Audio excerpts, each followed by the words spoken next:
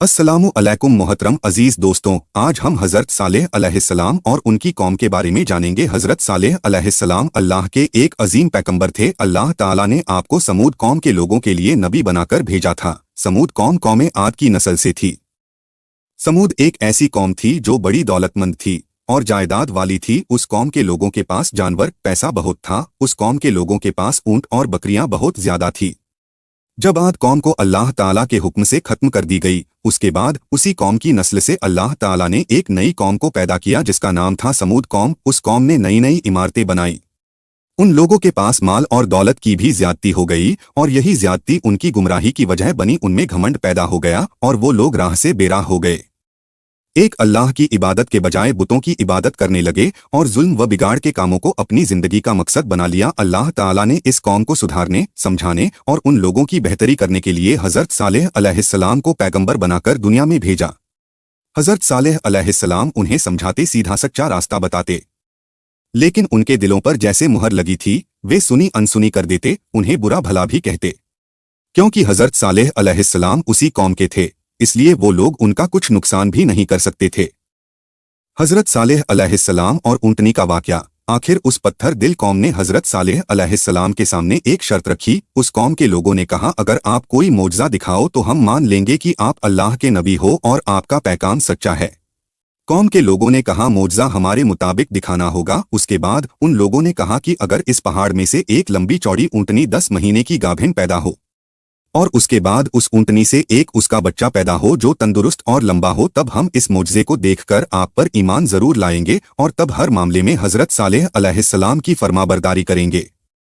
हज़रत सालेह अलैहिस्सलाम ने पहाड़ को हुक्म दिया और अचानक पहाड़ को चीरते हुए एक बहुत लंबी चौड़ी और 10 महीने की गाभिनी ऊंटनी बाहर आई। पहाड़ में से उसी तरह की ऊंटनी निकली जैसी उस कौम के लोगों की मांग थी।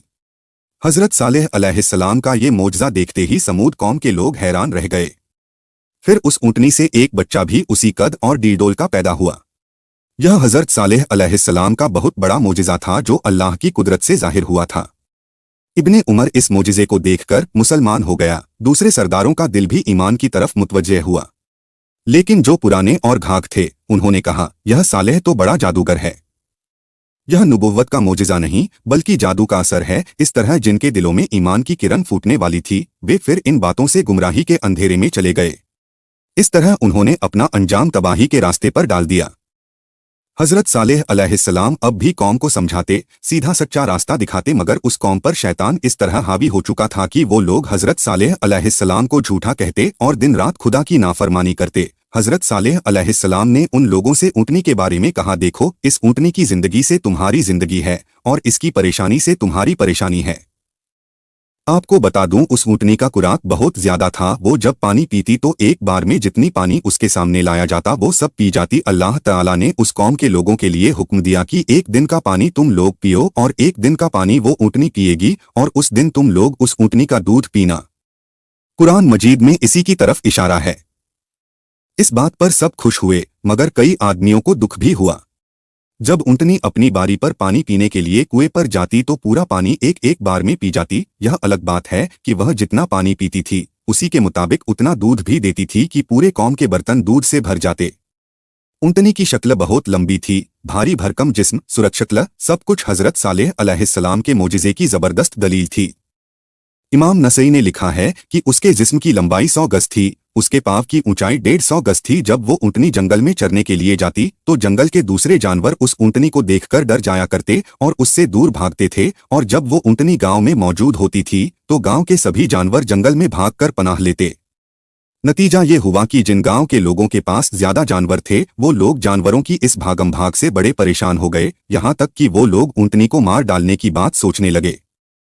अल्लाह ताला ने हज़रत सालेह अलैहिस्सलाम पर वही भेजी कि अपनी कौम से कहो कि इस ऊंटनी को कत्ल करने की बात न सोचें और खुदा के हुक्म के खिलाफ उसको न सताएं, वरना उसकी मौत तुम सब की मौत की वजह बनेगी। तुम खुदा के अजाब के शिकार हो जाओगे। फिर मोहलत खत्म हो जाने के बाद तुम पर न उसकी कोई मेहरबानी होगी न उसे तुम लोगों पर तरस आएगा। उस कौम में एक बुढ़िया थी। उस बुढ़िया के पास माल भी बहुत था और वो बकरियां और ऊंट भी बहुत रखती थी। इसी तरह एक बेदीन औरत और थी जो बहुत मालदार थी, लेकिन उस औरत के शौहर ईमान वाले और खुदा का खौफ रखने वाले थे। इन दोनों औरतों ने मिलकर वहां के सरदारों को ऊंटनी को मार डालने पर तैयार किया और कीदार बिन सालिफ और मसूद बिन महदज को बुलाया। उस बुढ़िया ने कीदार से अपनी बेटी का निकाह कर देने का वादा किया और अमली तौर पर उसे कुछ नकद और गल्ला देकर यह तय करा लिया कि ऊंटनी को कत्ल करना है। वे दोनों मलून 7 आदमियों को साथ लेकर रास्ते में बैठे और ऊंटनी का इंतजार करने लगे। जिस वक्त वह ऊंटनी निकली, पहले मसूद ने उसको तीरों से मारकर घायल कर दिया, फिर कीदार ने उसके पांवों को जख्मी किया, यहाँ तक कि इन सातों ने अल्लाह की निशानी उस ऊंटनी को जान से मार डाला। इस तरह उन जालिमों ने अपनी बर्बादी का रास्ता खुद पैदा कर लिया। ऊंटनी का बच्चा उस पहाड़ की तरफ भागा और डर के मारे उस पहाड़ की चोटी के पास छुप गया। हजरत सालेह अलैहिस्सलाम की कौम पर अल्लाह का अजाब। हजरत सालेह अलैहिस्सलाम को जब इस जुल्म की खबर मिली तो उनकी बेचैनी बढ़ गई। वह परेशान इसलिए हुए कि अब अल्लाह का अजाब इस कौम पर नाजिल होकर रहेगा। फरमाया कि अगर उसके बच्चे को किसी तरह पकड़कर अपने दरमियान लाओगे तो शायद अल्लाह के गजब से अपने आप को बचा ले जाओगे।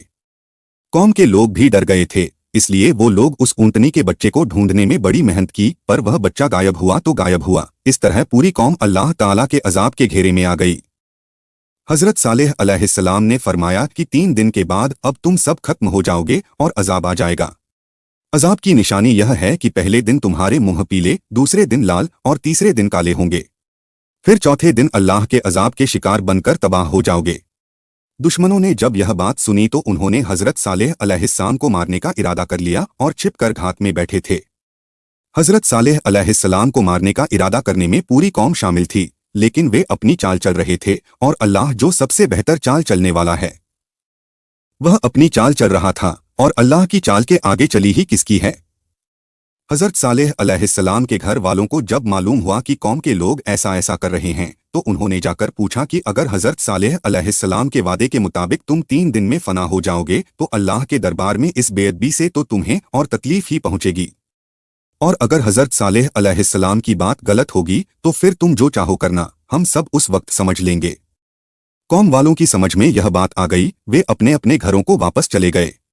दूसरे दिन फिर कौम के लोग जमा हुए, हर एक के चेहरे पर मौत की हवाइयां उड़ रही थीं। जमा होकर सब बोले, आखिर हम तो मरेंगे ही, लेकिन हजरत सालेह को भी मारकर अपने आगे दफन करेंगे। हजरत सालेह अलैहिस्सलाम ने जब यह खबर सुनी तो अल्लाह की बारगाह में दुआ की तो अल्लाह ताला के हुक्म से वो अकील बिन नौफल के घर चले गए। कौम वाले परेशान ढूंढते फिरे और हजरत सालेह अलैहिस्सलाम उन्हें हाथ न लगे। दूसरे दिन सुबह में सबके मुंह खून की तरह लाल हो गए। रंगत की यह तब्दीली देखकर उनकी बेचैनी बढ़ गई, रोने पीटने लगे। फिर सनीचर के दिन उनके चेहरे बिल्कुल काले हो गए। क्या औरत क्या मर्द, सभी अपनी जिंदगी का आखिरी दिन समझकर बेहद परेशान थे। हजरत सालेह अलैहिस्सलाम उसी दिन अल्लाह के हुक्म से ईमान वालों को साथ लेकर फलस्तीन चले गए और वो बेईमान और बदबख्त अपनी बस्ती ही में पड़े रहे। इतवार की सुबह को समूद कौम के शैतानों ने हुनून कफन तैयार रखकर जिंदगी से चाहत उठा लिया और पहर दिन चढ़े। एक खौफनाक आवाज ऊपर से उनके कानों में आई। सबके दिल टुकड़े टुकड़े और कलेजा हिस्सा हिस्सा हो गया। अल्लाह के गजब से न ताकतवर बचा, न कमजोर, न मर्द बचा, न औरत। हजरत सालेह अलैहिस्सलाम अल्लाह ताला के हुक्म के मुताबिक सब कुछ ठंडा हो जाने के बाद फिर वापस उस जगह आए। कौम की यह हालत देखकर रोए भी बहुत और लोगों को उस कौम से सबक भी लेने की नसीहत की। फिर हजरत सालेह अलैहिस्सलाम एक मुद्दत के बाद वहां से मक्का की तरफ चले गए और वहीं आपने पर्दा फरमाया और इस दुनिया को छोड़कर मालिके हकीकी से जा मिले। इन्ना लिल्लाही व इन्ना इलैहि राजिऊन। सिर्फ वो अल्लाह ताला ही की जात है जो फना से पाक है, बाकी सब फना होने वाले हैं।